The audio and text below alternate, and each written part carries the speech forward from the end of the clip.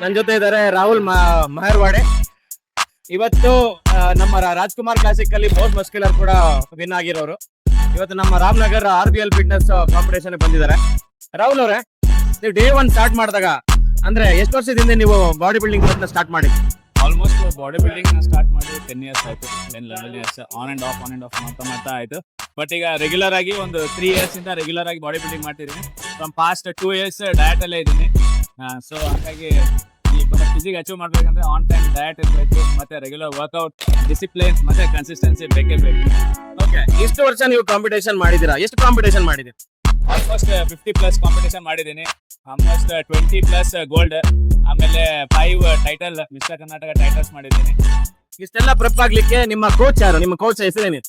Coach ಅಂತ ಹೇಳಿದ್ರೆ mentor ನಮ್ಮ ಪ್ರಮೋದ್ ಅಂತ ಹೇಳಿ ಬ್ಯಾಂಗ್ಳೂರಿಂದ. ಅವರೇ ನನಗೆ ಮೆಂಟೋರ್, ಗೈಡ್ ಮಾಡೋದು. ಮತ್ತೆ ಆಲ್ಮೋಸ್ಟ್ ಎಲ್ಲದು ನಾನೇ ಡಯಟ್ ಎಲ್ಲ ಪ್ಲಾನ್ ಮಾಡಿ ಇದು ಮಾಡ್ತೀನಿ.